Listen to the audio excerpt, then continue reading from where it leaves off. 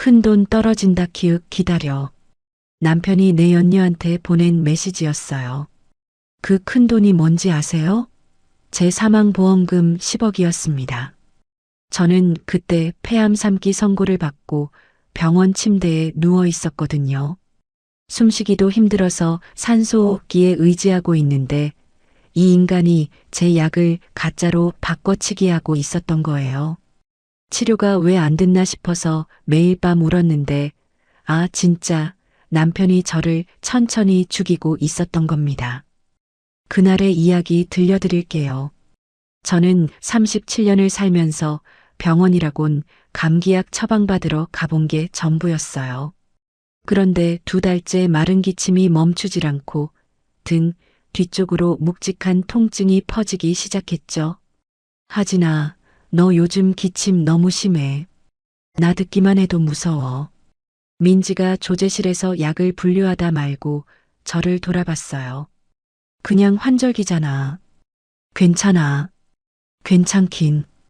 2달째 그러는 게 괜찮아? 내일 당장 호흡기내과 가. 내가 예약 잡아줄까? 민지가 컴퓨터 앞으로 다가가며 이미 병원 홈페이지를 열고 있었어요. 저는 괜히 큰일을 만드는 것 같아서 손사래를 쳤지만 민지는 제 대답도 듣지 않고 예약 확인증을 프린터해서 제 가운 주머니에 넣어버렸죠. 그렇게 대학병원 호흡기내과에 갔고 촬영을 마친 뒤 결과를 기다리는 30분 동안 대기실 플라스틱 의자에 앉아 있었습니다. 설마, 설마, 설마. 그 단어만 머릿속에서 맴돌았어요. 서아진님 들어오세요. 진료실 문이 열리고 박도영 선생님이 모니터를 가리키며 의자에 앉으라고 했습니다. 서아진 씨, 여기 보이시죠?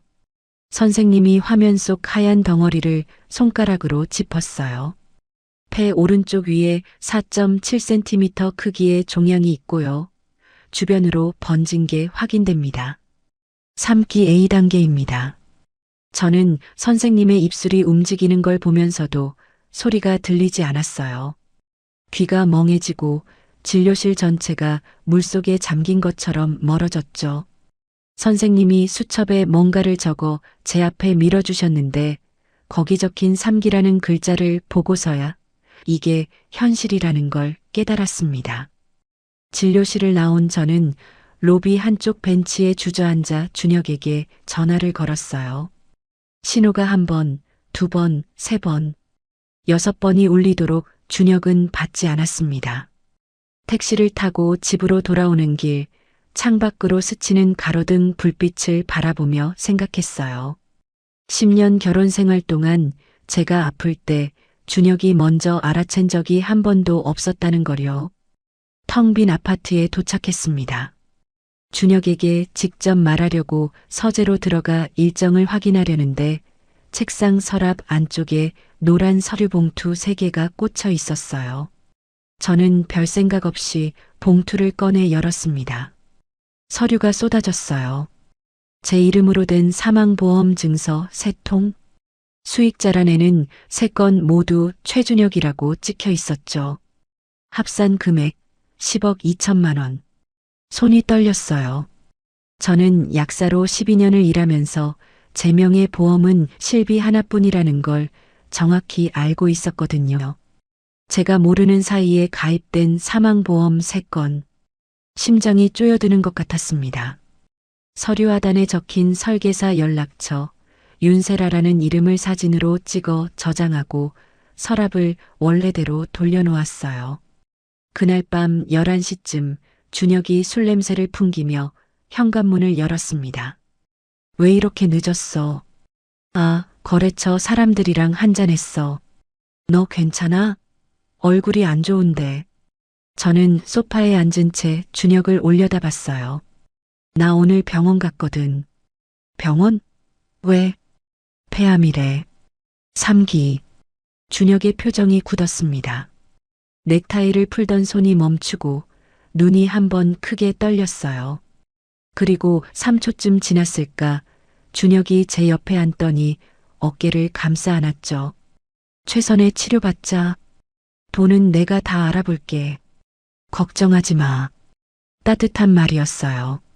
그런데 저는 그 품 안에서 등골이 서늘해지는 걸 느꼈습니다. 서랍 속 보험 증서가 자꾸 눈앞에 아른거렸거든요. 그래도 아직은 설마 이 사람이 라는 마지막 믿음을 놓지 못했어요. 다음 날 아침 준혁이 출근하면서 태블릿을 소파 위에 두고 갔습니다. 잠금이 풀린 채로요. 저는 한참을 망설이다 화면을 켰어요. 메신저 앱을 열었을 때 세라라는 이름 옆에 하트가 붙은 대화방이 맨 위에 떠 있었습니다.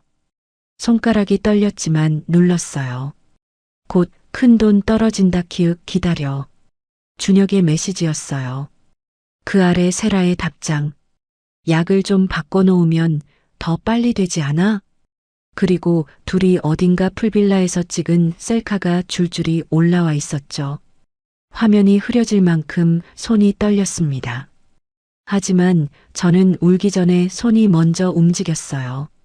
12년간 조제 실수 한 번 없이 일해온 습관이 감정보다 빨랐거든요. 대화 내용을 처음부터 끝까지 스크롤하며 한 장씩 사진을 찍었습니다. 수면제 성분 바꾸는 건 내가 아는 사람한테 부탁할까? 아니야, 걔 약국에 있는 거 빼돌리면 돼. 이 대화를 별도 폴더에 저장했어요. 태블릿을 원래 자리에 돌려놓고 욕실 문을 잠그고 바닥에 주저앉았습니다. 울음이 터졌어요. 소리 없이 온몸이 떨리도록. 암 때문이 아니었어요. 10년을 함께한 사람이 제 죽음의 값을 매겼다는 사실 때문이었습니다. 거울 속 제 얼굴을 봤어요. 눈이 벌겋게 부은 채로 저를 바라보는 그 얼굴에게 말했습니다. 서아진, 올 시간의 증거를 모아. 눈물을 닦고 욕실 문을 열었어요. 그리고 이틀을 아무 일 없는 것처럼 보냈습니다. 사흘째 되는 날 저녁, 저는 오래 연락을 끊고 지내던 오빠에게 문자를 보냈어요. 오빠, 나 좀 도와줘. 4년 전 명절 자리에서 오빠가 준혁의 사업 방식을 정면으로 지적했고 고성이 오갔고 저는 준혁 편을 들었습니다. 그날 이후 오빠와 저 사이에 연락은 끊겼죠. 문자를 보내고 3초 만에 답장이 왔어요. 어디야? 간다. 저는 핸드폰을 가슴에 안고 눈을 감았습니다. 싸울 준비가 됐다는 걸 느꼈어요. 다음 날 저녁 퇴근하자마자 오빠의 사무실로 갔습니다. 건물 3층, 간판도 작은 민간조사 사무실. 문을 열자 오빠가 책상 앞에 앉아 저를 기다리고 있었어요. 앉아. 오빠는 군더더기 없이 한마디만 했고 저는 가방에서 서류 봉투와 핸드폰을 꺼내 테이블 위에 펼쳐 놓았습니다. 보험증서 사진, 태블릿 메신저 캡처본. 오빠가 사진을 한 장씩 넘기다가 손을 멈췄어요. 약 바꿔치기 하면 더 빨리 끝나지 않아? 그 메시지에서요. 오빠의 턱이 딱딱하게 굳었습니다. 하진아, 이건 살인 계획이야. 농담이 아니라. 오빠가 낮은 목소리로 말하며 의자 등받이에 몸을 기댔어요. 잠시 천장을 올려다보더니 입을 열었죠. 4년 전에 그놈 눈빛이 수상했어. 내가 그때 더 세게 막았어야 했는데. 저는 아무 말도 못했습니다. 4년 전 제가 오빠 대신 준혁 편을 든 게 떠올랐거든요.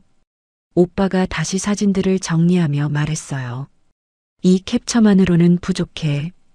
법정에서 농담이었다고 빠져나갈 수 있거든. 실제로 약을 바꿨는지 물증이 있어야 해. 물증이라면? 너 지금 먹고 있는 약 있잖아. 수면제든 뭐든. 한 알도 안 먹고 따로 모아. 성분 분석을 해봐야 돼. 저는 고개를 끄덕였어요. 약사니까요. 그 정도는 할 수 있었습니다. 집에 돌아온 뒤 약상자를 열었어요. 수면제를 꺼내 형광등 아래에서 자세히 들여다봤습니다. 각인 번호가 달랐어요. 원래 처방받은 약은 앞면에 알파벳과 숫자 조합이 새겨져 있는데 이건 각인 모양이 미세하게 다르고 색상도 한 톤 연했죠. 12년을 약 만지며 살아온 손이 알아챈 거예요. 다음 날 점심시간 조제실에서 민지를 불렀습니다. 민지야, 부탁이 하나 있어. 뭔데? 얼굴이 왜 그래? 이거 성분 분석 좀 해줄 수 있어? 근데 아무한테도 말하면 안 돼. 결과 나올 때까지 절대로. 민지가 제 손에 들린 약을 보더니 눈이 커졌어요. 뭔가 묻고 싶은 게 얼굴에 가득했지만 제 표정을 보고는 묻지 않았습니다. 알겠어. 며칠 걸릴 수 있어. 민지가 약을 받아가온 주머니에 넣으며 고개를 끄덕였죠. 같은 주 오빠는 현직 시절 후배인 서부경찰서 한정우 팀장에게 연락을 넣었어요. 비공식으로 만나 보험 가입 내역과 메신저 증거를 보여줬고 한정우 팀장은 자료를 한참 들여다본 뒤 이렇게 말했다고 합니다. 형, 물증이 한 끈만 더 있으면 영장 나갑니다. 일주일 뒤 민지에게서 전화가 왔어요. 하진아, 지금 만날 수 있어? 목소리가 심상치 않았습니다. 병원 구내식당 구석자리에서 민지가 분석 결과지를 밀어줬어요. 이거 졸피뎀 아니야. 뭔데? 고용량 신경안정제 계열이야. 이걸 폐가 안 좋은 사람이 오래 먹으면 숨 쉬는 기능이 점점 떨어져. 민지의 손가락이 결과지 위에서 떨리고 있었어요. 하진아, 누가 너 약을 바꿔놓은 거야? 저는 대답 대신 결과지를 접어 가방에 넣었습니다. 의심이 아니라 숫자로, 데이터로 확인된 거예요. 준혁이 이미 저를 천천히 죽이고 있었다는 걸. 그 즉시 대학 동기 예린이에게 전화를 걸었어요. 예린아, 나 좀 봐야 해. 오늘 가능해? 강남의 한 카페에서 예린이를 만났습니다. 보험 증서, 메신저 캡처, 약물 분석 결과를 차례로 테이블 위에 놓자 예린이가 하나하나 읽어내려갔어요. 커피잔을 내려놓으며 입을 열었죠. 하진아, 이 정도면 충분히 잡을 수 있어. 근데 확실하게 끝내려면 현행범이어야 해. 현행범? 그 사람이 직접 손을 쓰는 순간을 잡아야 된다는 거야. 그래야 빠져나갈 구멍이 없어. 예린이가 펜을 꺼내 냅킨 위에 뭔가를 적기 시작했어요. 네가 입원한 상태에서 산소호흡기에 의지하는 모습을 보여줘. 그러면 그 사람이 손 대겠지. 그 순간을 영상으로 잡고 동시에 형사가 들이닥치는 거야. 영상으로 찍어도 돼? 내 병실이고 내 동의서가 있으면 돼. 거기에 경찰 쪽에서 별도로 감시 영장까지 받아두면 완벽하고. 저는 예린이의 눈을 바라봤어요. 예린이도 저를 똑바로 보며 말했습니다. 무섭지? 무섭지. 근데 그 사람이 내 죽음으로 웃게 두지는 않을 거야. 그날부터 저는 연기를 시작했어요. 집에서 일부러 기침을 심하게 하고 밥도 잘 못 먹는 척 했죠. 준혁이 걱정스러운 표정을 지으며 말했습니다.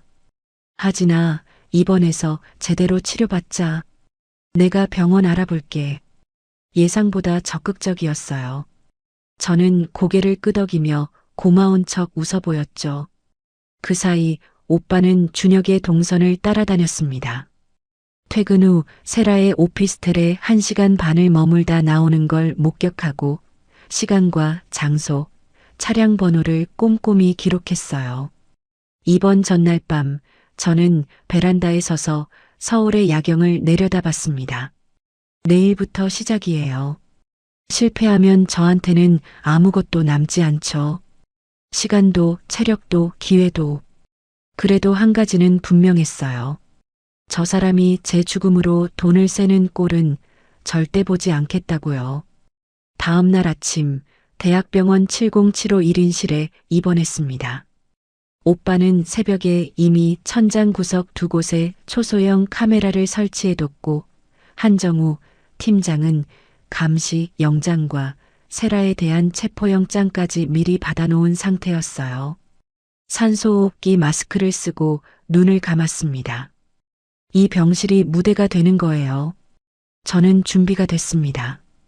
이번 첫째 날 점심시간에 준혁이 꽃다발과 삼계탕을 들고 병실 문을 열었어요. 하진아, 이거 네가 좋아하는 데서 사왔어. 따뜻할 때 먹어. 준혁이 삼계탕 뚜껑을 열며 숟가락을 건네줬습니다. 간호사가 링거를 확인하러 들어오자 준혁이 고개를 돌리며 눈시울을 붉혔어요. 아내가 빨리 좋아져야 할 텐데 제가 더 신경 썼어야 했는데. 간호사가 안쓰러운 표정으로 준혁의 어깨를 토닥이며 나갔죠. 저는 그 능숙한 표정 전환을 바라봤습니다. 10년 동안 이 사람이 제 앞에서 쓴 가면이 몇 개였을까? 그래도 계획대로 지친 미소를 지어 보였어요. 고마워. 맛있게 먹을게. 저녁 면회 시간이 끝나고 준혁이 돌아간 뒤 저는 호출벨을 눌렀습니다. 담당 간호사 수빈이가 들어왔어요. 서아진님, 어디 불편하세요? 숨이 좀 답답해서요. 수빈이가 산소호흡기 유량을 올려주는 과정을 저는 눈을 반쯤 감은 채 지켜봤어요. 밸브를 어느 방향으로 돌리는지, 알람은 어떻게 해제하는지, 준혁이 손을 댈 때 어떤 동작을 보일지 미리 알아둬야 했거든요. 이번 이틀째 오빠가 과일 바구니를 들고 면회를 왔습니다. 겉으로는 평범한 병문안이었지만 오빠는 천장 구석의 카메라 작동 상태를 눈으로 확인하고 있었어요. 복도를 나서며 비상계단 쪽도 한번 훑어봤죠. 형사들이 대기할 자리를 점검하는 거였습니다. 간호사 스테이션 앞에서 수빈이와 마주치자 오빠가 자연스럽게 과일 바구니를 들어 보였어요. 누나 병문안 왔습니다. 수빈이가 웃으며 고개를 끄덕이고 지나갔죠.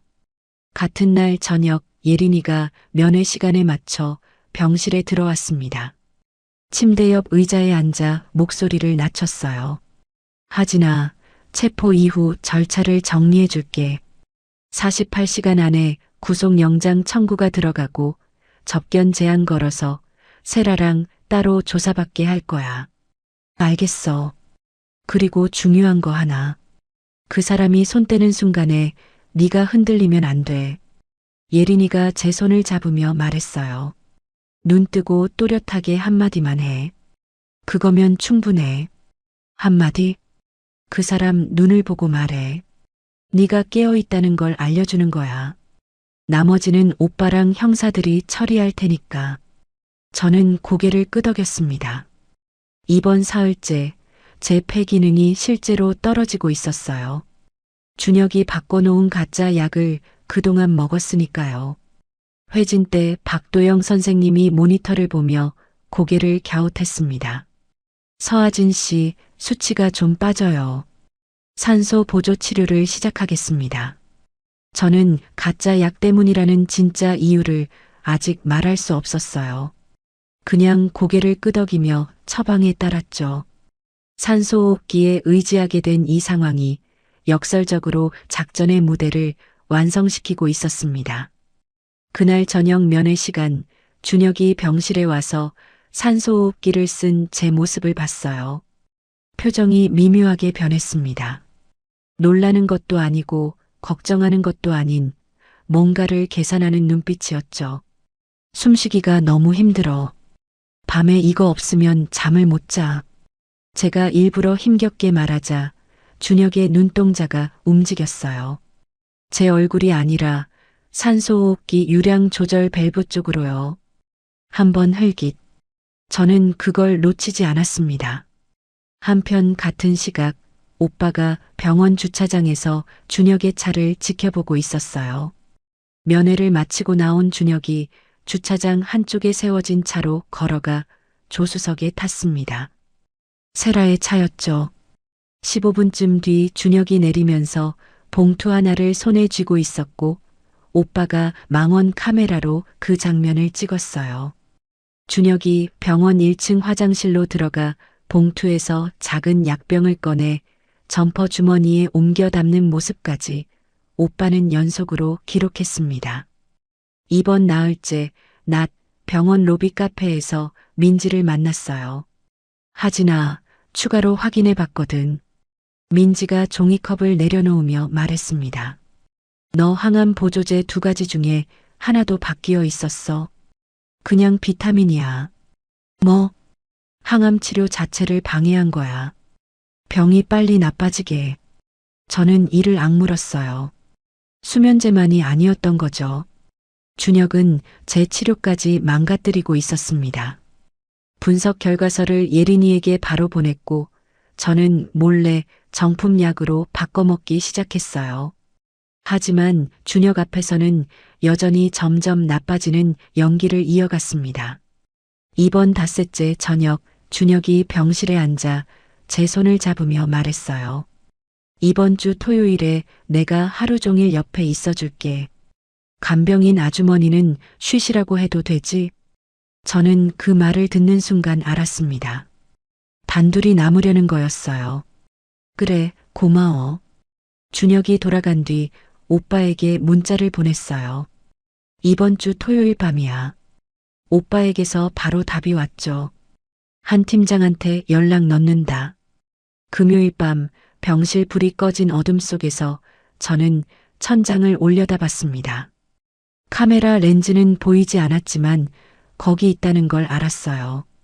내일 이 자리에서 준혁이 제 산소호흡기에 손을 대는 걸 눈 뜨고 봐야 합니다.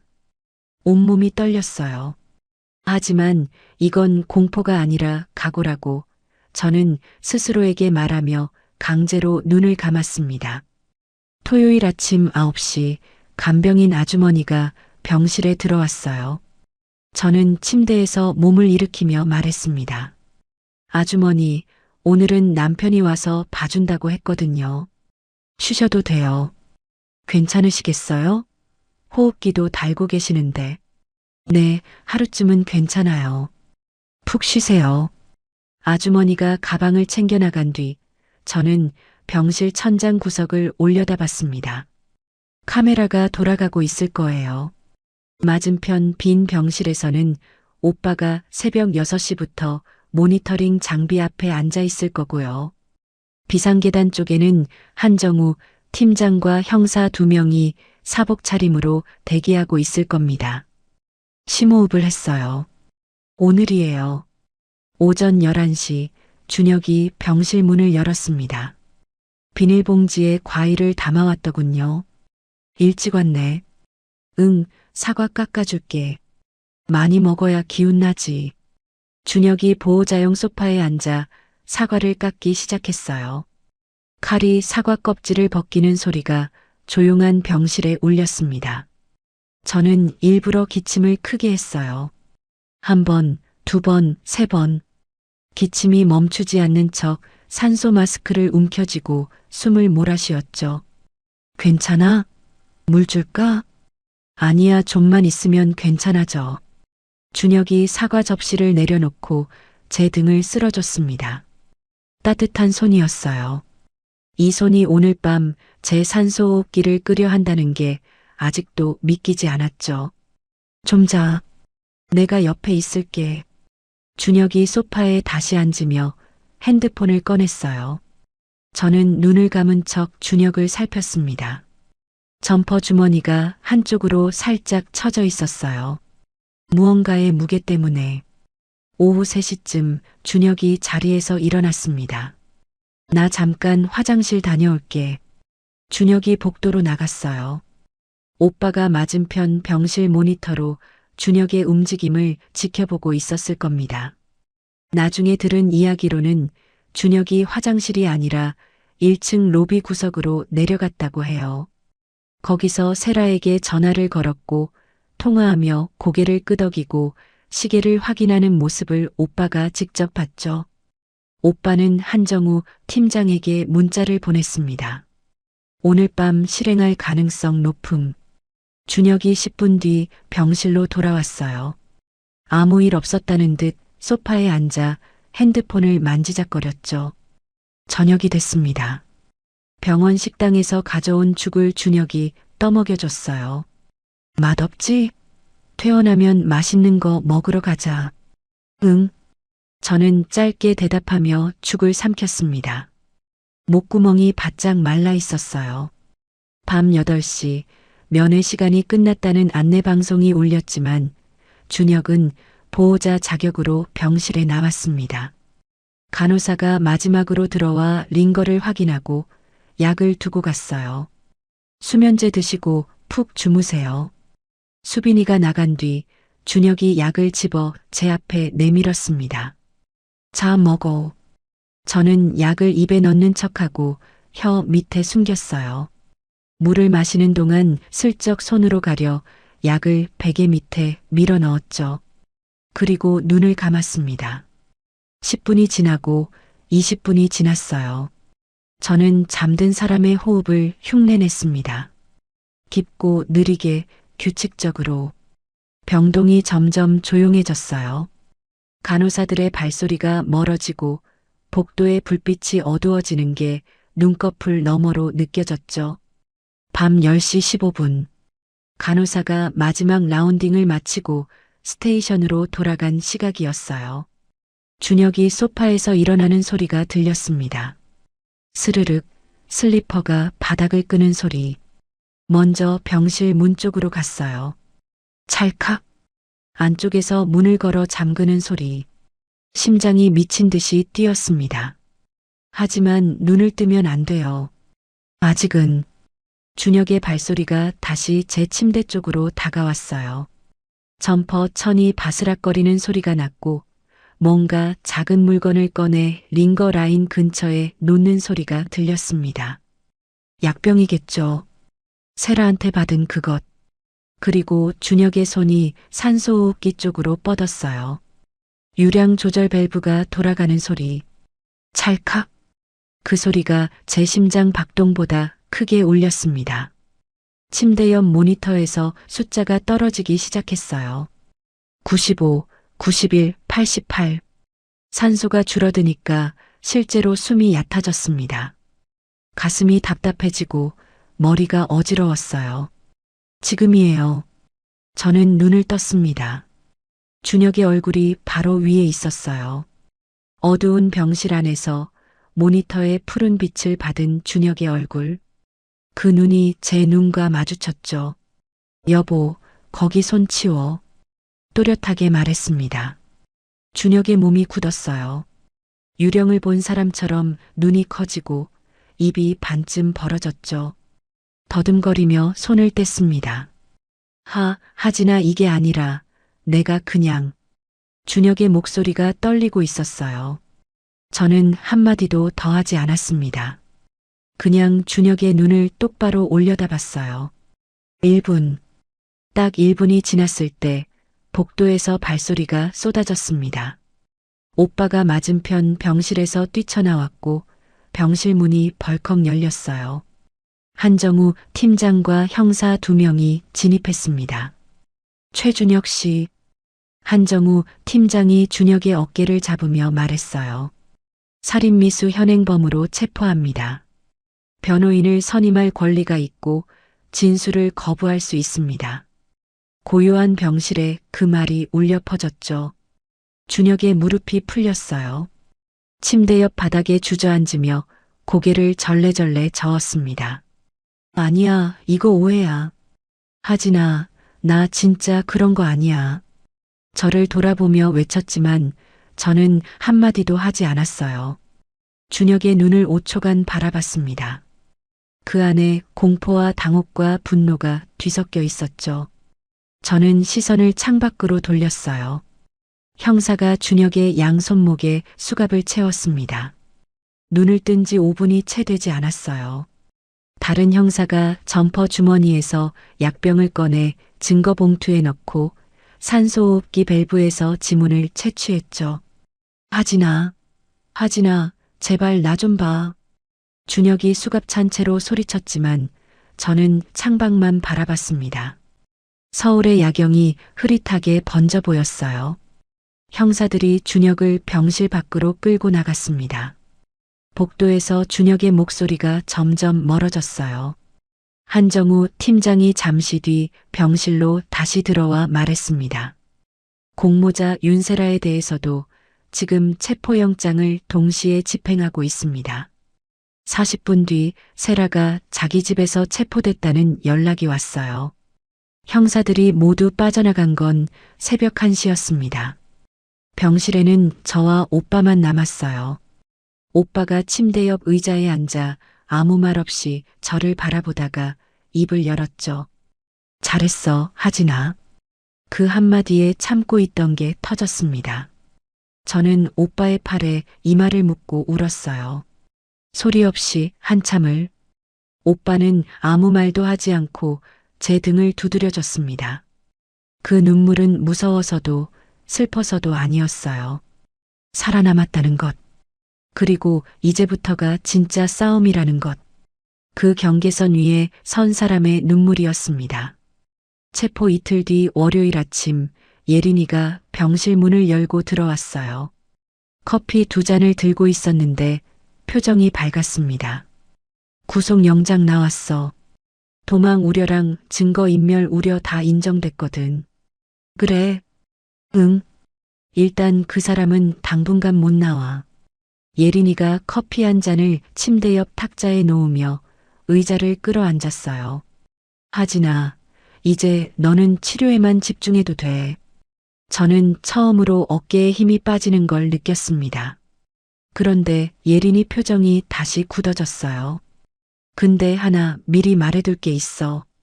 뭔데? 그 사람 측 변호사가 이미 붙었거든. 조태식이라고 꽤 이름 있는 사람이야. 그 사람이 주장하려는 게 뭔지 알아?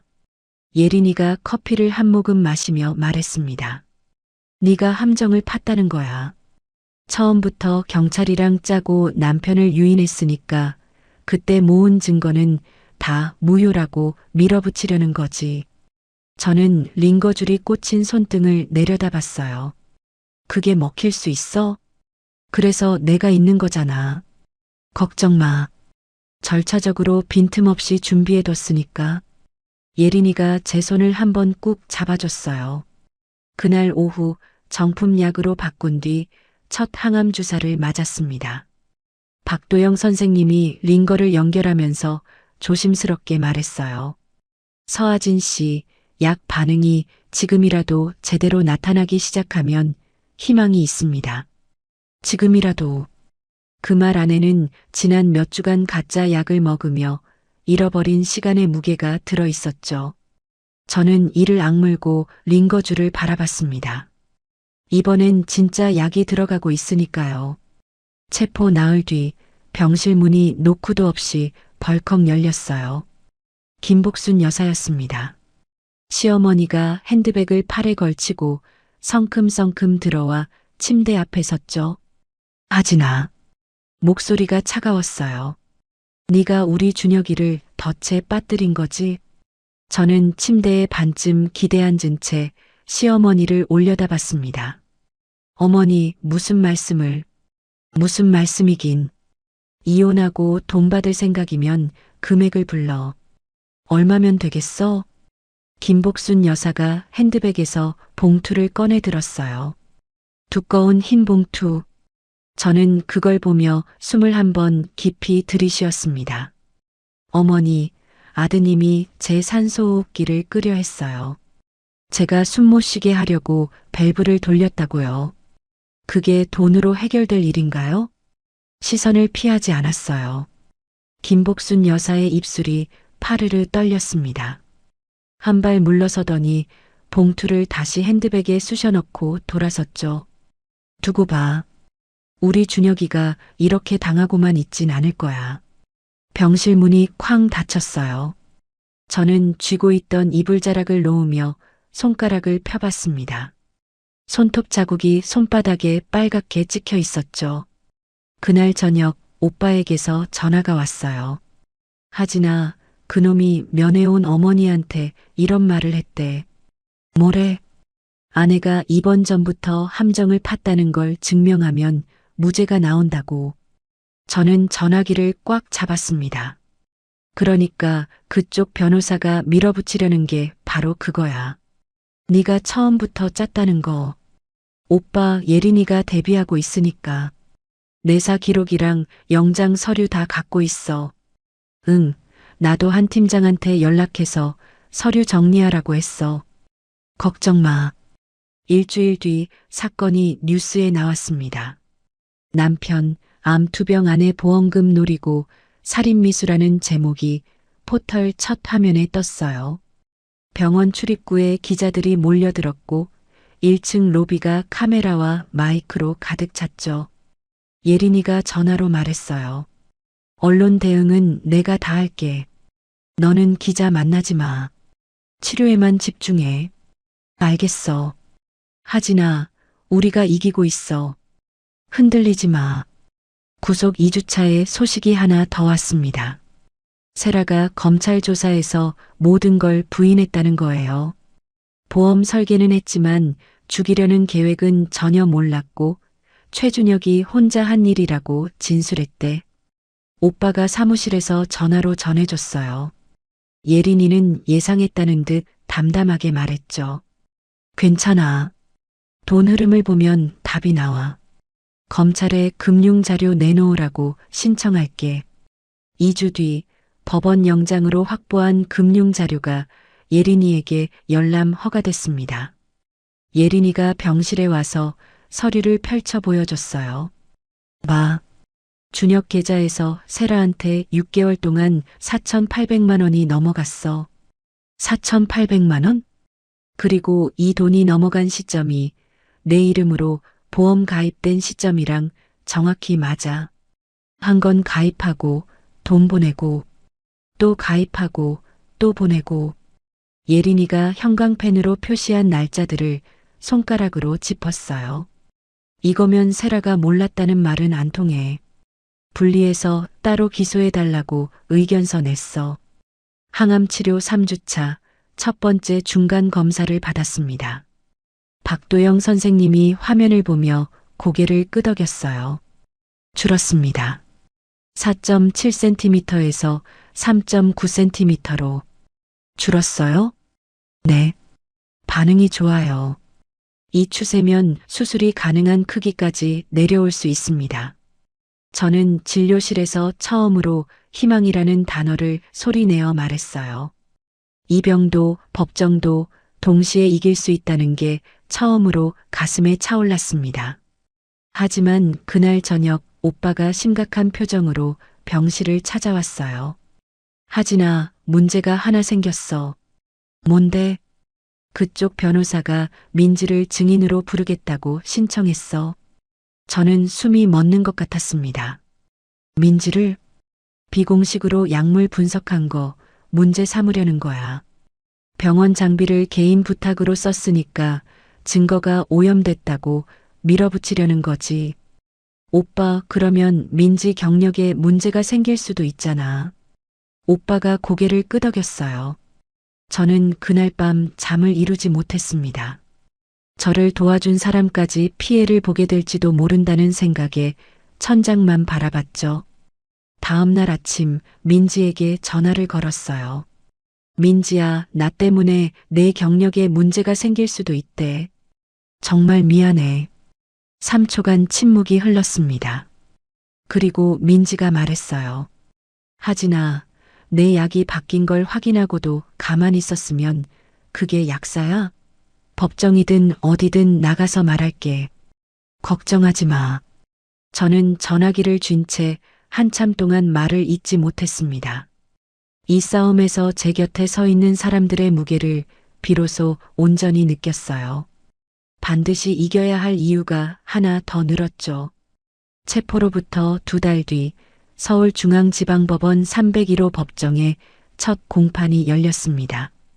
저는 항암치료로 빠진 머리카락 위에 모자를 눌러쓰고 피해자 대리인석에 앉았어요. 방청석 맨 앞줄에 김복순 여사가 앉아 있었고 바로 옆에 준혁 측 변호사 조태식이 서류를 정리하며 자신만만한 표정을 짓고 있었죠. 피고인석에 준혁이 들어왔습니다.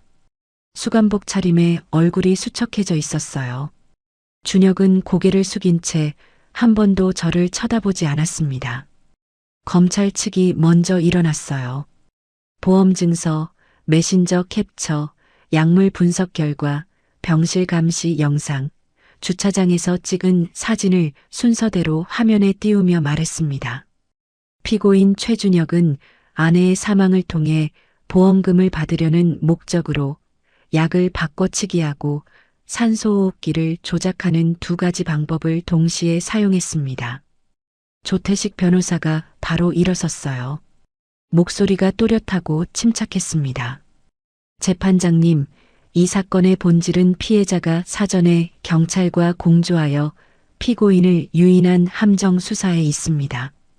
병실 카메라는 누가 설치했습니까? 약물 분석은 공인기관이 한 겁니까? 방청석에서 웅성거림이 일었어요. 저는 손끝이 차가워지는 걸 느끼며 예린이를 봤습니다. 예린이가 작게 고개를 끄덕여줬어요. 괜찮다는 뜻이었죠. 예린이가 의견서를 제출하며 말했습니다. 피해자 본인이 촬영 동의서를 작성했고 수사기관은 별도로 법원에서 감시 영장을 발부받았습니다. 피해자는 자신의 생명이 위협받는 상황에서 수사기관에 협조한 것이며 이는 적법한 절차입니다.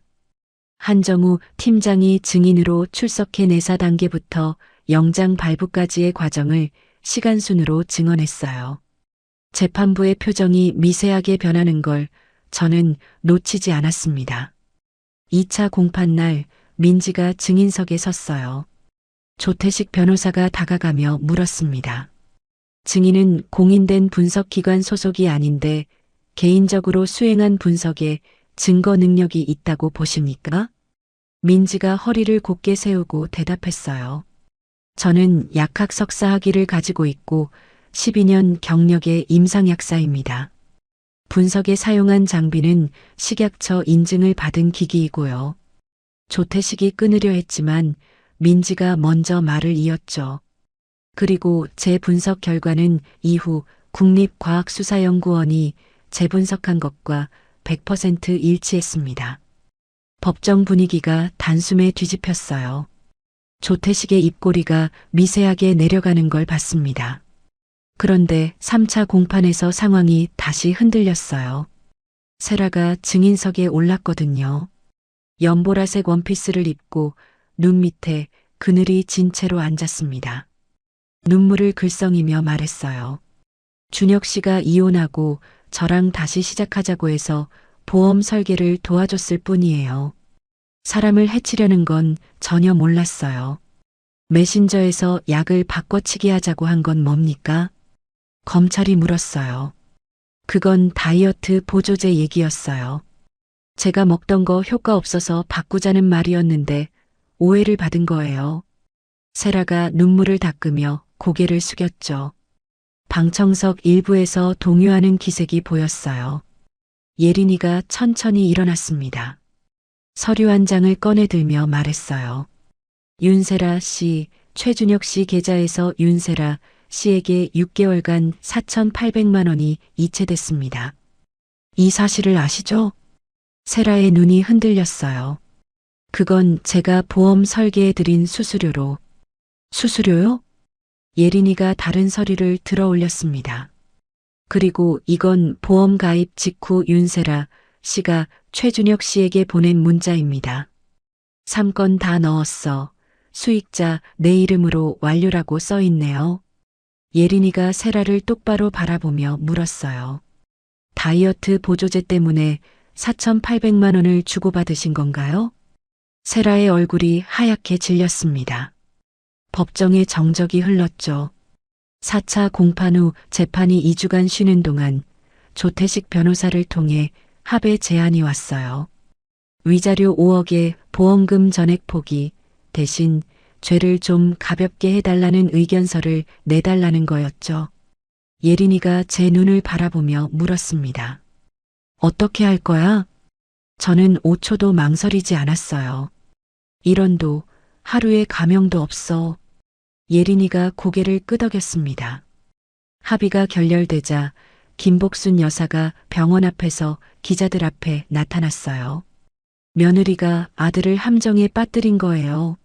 암에 걸렸다고 동정심이나 사려는 거라고요. 그 발언이 뉴스에 나가면서 인터넷에 제 이름과 병원명이 퍼졌습니다. 악성 댓글이 쏟아졌어요. 보험금 노리고 역으로 물어뜯는 거 아니냐. 진짜 안 맞냐. 남편이 불쌍하다. 항암 주사를 맞으며 핸드폰을 내려다봤습니다. 손이 떨려서 화면을 끄지도 못했어요. 이 싸움이 저를 먼저 죽이겠다는 생각이 처음으로 스쳤습니다. 그 밤 예린이가 병실에 찾아왔어요. 의자에 앉더니 제 손을 잡았습니다. 하진아. 응, 나도 그랬거든. 예린이가 창밖을 바라보며 말했어요. 전 남편한테 3년을 당했어. 네가 미치는 건지 내가 미치는 건지 모를 만큼. 지금 네가 느끼는 거 나 알아. 저는 예린이를 봤어요. 예린이 눈에 물기가 고여 있었습니다. 근데 우리 이기고 있어, 하진아. 법정에서 이기고 있다고. 예린이가 제 손을 꽉 쥐었어요. 흔들리지 마. 네가 쓰러지면 그 사람들이 원하는 대로 되는 거야. 저는 고개를 끄덕였습니다. 예린이의 손에서 전해지는 온기가 핸드폰 화면의 차가운 글자들보다 더 크게 느껴졌어요. 흔들렸던 마음을 다잡았습니다. 다음 공판을 준비해야 했으니까요.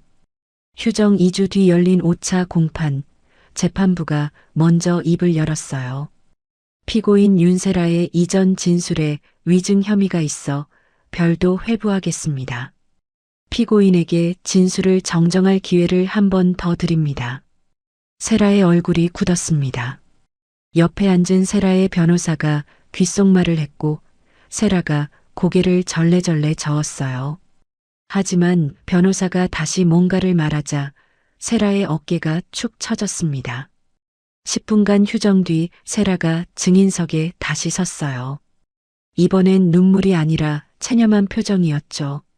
최준혁 씨와 함께 보험금을 받을 목적으로 보험 가입을 계획했고 약을 바꾸는 것도 알고 있었습니다. 법정이 술렁였어요. 피고인석에서 준혁이 벌떡 일어났습니다. 세라, 너까지 왜 이래? 우리 둘이 같이 하기로 한 거잖아. 왜 나한테만 뒤집어 씌워? 재판장이 의사봉을 내리쳤어요. 피고인, 자리에 앉으세요. 준혁이 형사에게 제지당하며 주저앉았습니다. 두 손으로 머리를 감싸 쥔 채 고개를 숙였죠. 저는 그 모습을 바라보며 아무런 감정도 읽으려 하지 않았어요. 세라의 자백 직후 추가 증인이 나왔습니다. 세라의 전 직장 동료 보험 설계사였어요. 윤세라 씨가 예전에도 비슷한 얘기를 한 적이 있습니다. 고액 보험을 넣고 돈을 받을 방법을 논의했었어요. 저는 무서워서 거리를 뒀고요. 검찰이 세라에 대해 과거 사건까지 추가 수사를 시작한다고 밝혔습니다. 세라가 피고인석에서 입술을 꽉 깨물었어요. 6차 공판, 제가 증인석에 섰습니다. 항암 치료로 수척해진 몸에 마스크를 쓴 채 의자에 앉았어요. 방청석이 꽉 차 있었고 기자들의 펜이 움직이는 소리가 들렸죠. 검찰이 물었습니다. 피해자분, 처음 사망보험 서류를 발견했을 때 어떠셨습니까? 저는 마이크를 당기며 입을 열었어요. 암 선고를 받은 날이었어요. 병원에서 돌아와서 서랍을 열었는데 제 목숨에 10억이라는 값이 붙어 있더라고요. 남편이 그걸 붙여놨다는 게 믿기지 않았습니다. 약이 바뀐 사실을 알기 전까지는 어떠셨습니까? 왜 치료가 안 됐는지 몰랐어요. 매일 약을 먹는데 자꾸 나빠지니까 밤마다 혼자 울었습니다. 이대로 죽는 건가 싶어서 목소리가 떨렸지만 끝까지 말했어요. 방청석 곳곳에서 훌쩍이는 소리가 났습니다. 제 진술이 끝나고 준혁의 최후 진술 차례가 왔어요. 준혁이 천천히 일어섰습니다. 얼굴이 많이 야윈 상태였죠. 빚 때문이었습니다. 사업이 망해서 채권자들한테 쫓기고 있었고 보험금이 필요했습니다. 그런데 정말로 아내를 해칠 생각은 없었습니다. 준혁의 목소리가 점점 작아졌어요. 결국 고개를 숙였습니다. 저는 그 모습을 바라봤어요. 진심인지 가명을 위한 연기인지 더 이상 구분하고 싶지 않았습니다. 아무 표정 없이 정면을 바라봤어요. 변론이 모두 끝나고 판결 선고일이 2주 뒤로 잡혔습니다. 그 2주 동안 저는 네 번째 항암 주사의 마지막 사이클을 맞았어요. 구토가 심해서 물도 못 넘기는 날이 있었고 머리카락은 이미 거의 남아있지 않았죠. 손발이 저려서 숟가락을 쥐기도 힘들었습니다. 예린이가 매일 저녁 퇴근 후 병실에 들렀어요. 최악의 경우에도 실형은 나와. 문제는 몇 년이냐인데 나는 10년 이상 나올 거라고 봐. 근거는 계획성이 뚜렷하고 오랜 기간 약을 바꿨고 피해자가 암투병 중인 취약한 상태였잖아.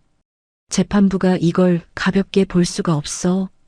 판결 이틀 전 김복순 여사가 병실을 다시 찾아왔어요. 이번엔 달랐습니다. 문 앞에서 한참을 서 있다가 들어왔고 목소리도 낮았어요. 하진아. 핸드백을 만지작거리며 침대 옆에 섰죠. 제발 선처 의견서 한 장만 써다오. 준혁이가 교도소에 가면 우리 집안이 끝이야. 두 손을 모았어요. 저는 시어머니를 올려다봤습니다. 10년간 명절마다 시어머니 밥상을 차리던 기억이 스쳤어요. 그리고 토요일 밤 산소호흡기 밸브를 돌리던 준혁의 손이 겹쳐졌죠. 어머니, 저도 죽을 뻔했어요. 그 한마디가 전부였습니다.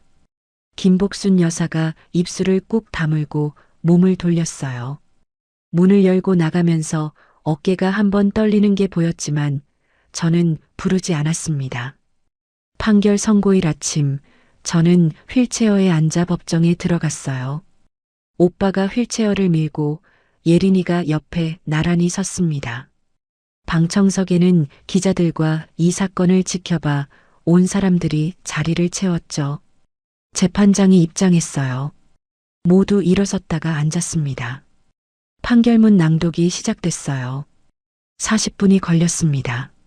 재판장이 마지막 부분을 읽었죠. 피고인 최준혁, 살인미수 및 보험사기 공모혐의 유죄, 징역 15년을 선고합니다. 전과가 없는 초범이나 범행의 계획성과 장기간에 걸친 약물 교체, 암투병 중인 피해자의 취약한 상태를 무겁게 참작하였습니다. 법정이 잠시 조용해졌어요. 피고인 윤세라, 살인미수 방조 및 보험사기 공모혐의 유죄, 위증죄를 별도 병합하여 징역 8년을 선고합니다. 준혁은 고개를 떨군 채 미동도 하지 않았어요. 세라가 피고인석에서 울음을 터뜨렸습니다. 방청석에서 박수 소리가 터져 나왔죠. 저는 한동안 아무 감정도 느끼지 못했어요. 그냥 멍하니 앉아 있었습니다. 예린이가 제 어깨를 가볍게 잡아줬어요. 법정을 나서자 카메라 플래시가 쏟아졌습니다. 예린이가 기자들 앞에 서서 짧게 말했어요. 피해자 서아진 씨는 현재 항암 치료 중이며 건강 회복에 집중할 예정입니다. 그 외의 질문에는 답하지 않겠습니다. 오빠가 저를 감싸며 차까지 이동했어요. 차 안에서 오빠가 운전석에서 뒤를 돌아보며 말했습니다. 끝났어, 하진아. 그제야 눈물이 볼 위로 흘러내렸어요.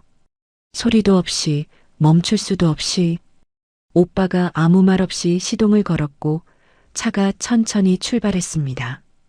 그날 밤 병실로 돌아와 침대에 앉았어요. 핸드폰으로 판결 기사를 읽다가 댓글 하나에 눈이 멈췄습니다. 하진 씨 꼭 완치되세요. 이름도 모르는 누군가의 짧은 한 줄이었어요. 15년형보다 그 문장이 더 크게 가슴에 와닿았습니다. 저는 링거줄이 꽂힌 손등을 꼭 쥐었어요. 남은 싸움은 하나. 암을 이기는 것. 여기에 모든 힘을 쏟겠다고 다짐했습니다. 판결 이후 2달이 흘렀어요. 5번째 항암 사이클을 마치고 박도영 선생님 앞에 앉았습니다. 처음 3기 선고를 받던 날과 같은 진료실, 같은 의자였죠. 선생님이 모니터 화면을 돌려 보여줬어요. 종양이 2.1cm까지 줄었습니다. 수술 가능한 크기예요. 수술이 가능하다고요? 네. 다음 주에 일정 잡겠습니다. 저는 두 손을 무릎 위에 꼭 모았어요. 심장이 뛰는 게 그날과는 전혀 달랐습니다. 그날은 세상이 무너지는 소리였는데 오늘은 뭔가 열리는 소리였어요. 수술 전날 민지가 병실에 왔습니다. 제 손을 두 손으로 감싸주며 말했어요. 수술 끝나면 내가 떡볶이 사올게. 네가 좋아하는 거, 치즈 올린 거. 민지야, 떡볶이는 퇴원하고 같이 먹자. 그래, 약속이다. 민지가 웃었어요. 눈가에 주름이 잡히는 그 웃음이 참 따뜻했습니다. 예린이는 전화로 말했어요. 하진아, 나 재판 끝나고 밀린 사건 때문에 바로 못 가는데 수술 끝나면 달려갈게. 괜찮아. 바쁜 거 알아. 무슨 소리야. 끝나자마자 간다니까. 기다려. 오빠는 말없이 복숭아 한 박스를 들고 왔어요. 병실 탁자에 놓고 복숭아 하나를 깎아 접시에 담아줬습니다. 많이 먹어. 내일 힘 있어야지. 오빠 고마워. 먹기나 해. 오빠가 퉁명스럽게 말하고 창밖을 봤어요. 귀끝이 빨개져 있었죠. 암 선고 전에는 당연하게 여겼던 사람들이었어요. 지금의 저를 지탱하고 있는 게 이 사람들이라는 걸 그때는 몰랐습니다. 수술은 4시간 30분이 걸렸어요. 전신마취에서 깨어나니 중환자실 천장의 형광등이 흐릿하게 보였습니다. 목이 말랐고 온몸이 무거웠어요. 하지만 분명했죠. 살아있다. 그 두 글자를 속으로 반복했어요. 옆에서 누군가 제 손을 잡고 있었습니다. 고개를 돌리니 오빠였어요.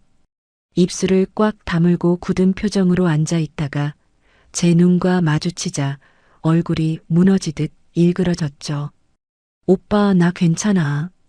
갈라진 목소리로 말했더니 오빠가 고개를 돌렸어요. 한 손으로 눈을 훔치는 게 보였습니다. 알았어. 알았으니까 말하지 마. 목 아프잖아. 며칠 뒤 박도영 선생님이 회진을 왔어요. 병리 검사 결과가 나왔습니다.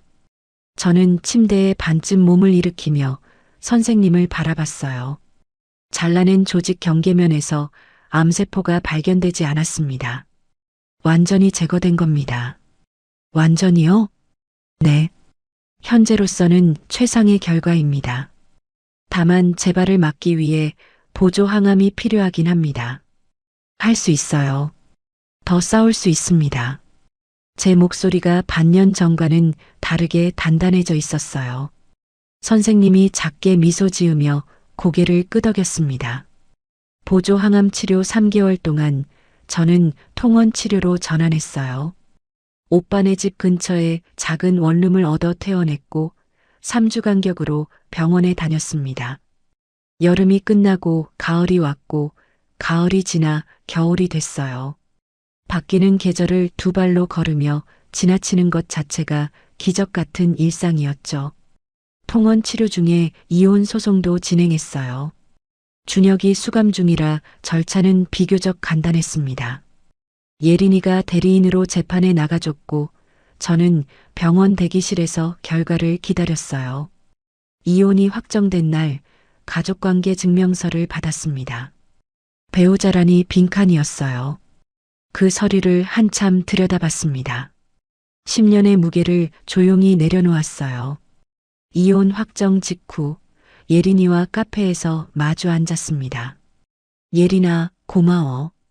예린이가 커피잔을 내려놓으며 말했어요. 나도 내 사건 맡으면서 4년 전 내가 못했던 싸움을 같이 한 거야. 무슨 소리야. 네가 없었으면 나 어떻게 했겠어. 그러니까 우리 둘 다 잘한 거지. 더 이상 말이 필요 없었어요. 둘이 창밖을 바라보다가 동시에 웃었습니다. 이긴 사람의 웃음이 아니라 살아남은 사람들끼리 나누는 안도의 웃음이었어요.